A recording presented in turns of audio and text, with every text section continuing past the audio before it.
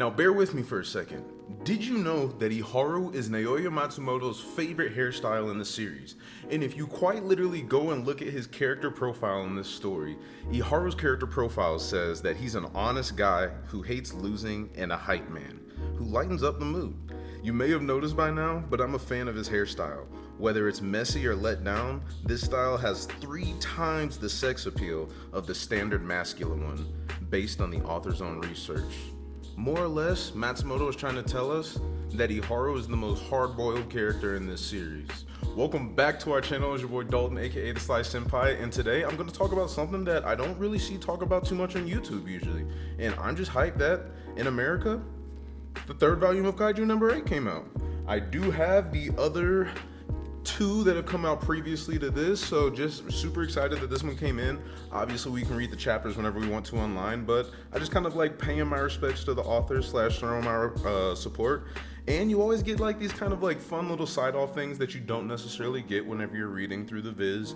I don't really read the manga plus translation, so you guys can correct me on that, but like I said, we're just gonna talk about this volume a little bit. So without further ado, brothers, let's get into it.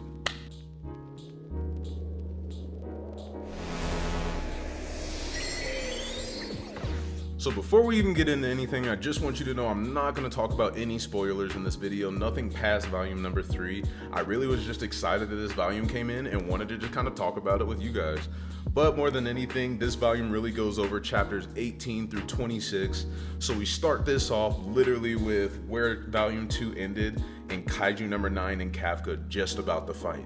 This was the first time that we saw these two have an interaction, and it was crazy whenever it happened. It was awesome to see this fighting sequence, and it's the first time that you really start seeing that Kaiju number 9 doesn't necessarily understand Kaiju number 8. He doesn't get why Kaiju number 8 is trying to protect humans, and he tells Kaiju number 8 off rip, like, bro, for a Kaiju, yo ass really act like a human. But I digress though. I think that it was awesome to see this fight, but at the end of it, it sucks because Kafka is in the position to finally take out Kaiju number 9, and if this happened, we honestly wouldn't even have a series past volume number 3. But basically, he doesn't get the opportunity to take out Kaiju number 9 because the Defense Force steps in, and basically both of them have to flee the scene. After both of them flee the scene, we get to what is one of the best action sequences of this whole volume. And that action sequence is whenever we see Hoshina pull up on Kaiju number 8 and he says, I finally got you in the perfect place. We see that Vice Captain Hoshina's fighting style is this very close quarters and fluid and quick movement fighting style with these swords. So the fact that he has him in this alleyway is perfect because it's easy for him to maneuver, and Kaiju number 8 doesn't have a lot of places to move to. This fight basically gets drawn out for a second, with Kafka eventually getting away without anybody figuring out who Kafka is. So we're happy at this point that nobody did know who Kafka was, because who knows what could happen if they did figure out that Kafka is Kaiju number 8.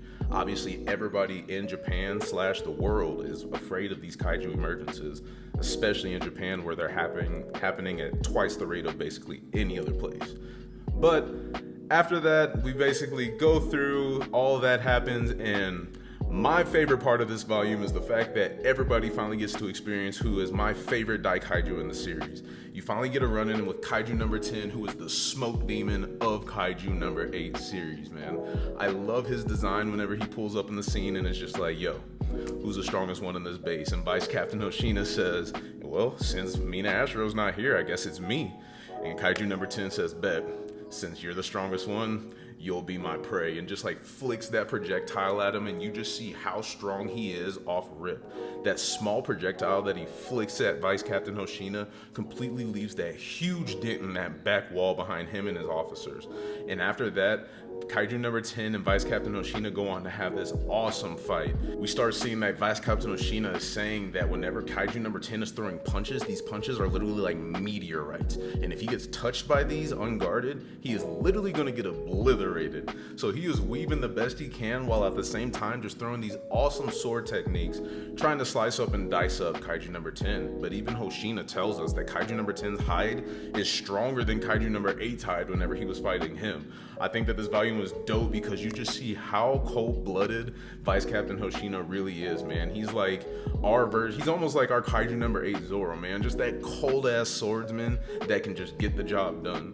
But you finally see things end off with Kaiju number 10 versing off with Hoshina, and that's how our volume ends, with him saying he's about to finally turn things up and try to exterminate Kaiju number 10. Another thing that was happening in the meantime that everybody is obviously going to appreciate is that you get to see Kikoru use this weapon for the first time that is on this cover.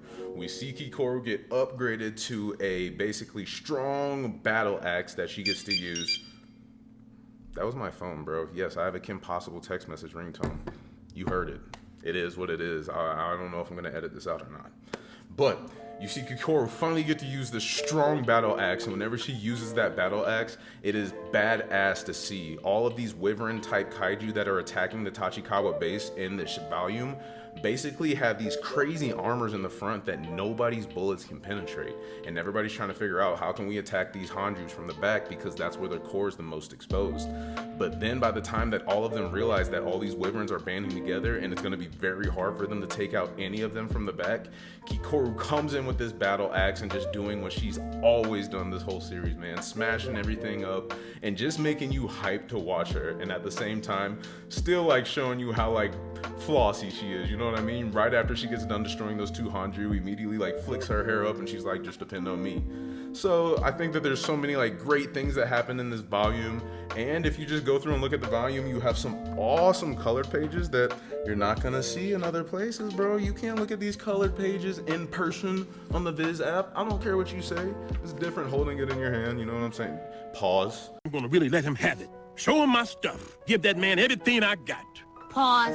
Pause. It's different, but you know what I mean though. It's different actually reading it versus, or on paperback versus reading it off your phone.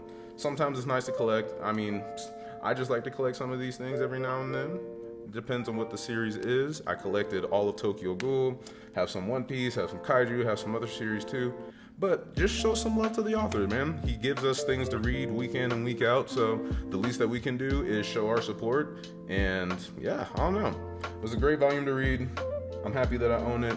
Go out and buy it. I don't really got much to say, bro. I just wanted to talk about getting the volume number 3. So let me just hit you with a note before y'all dip out. Peace,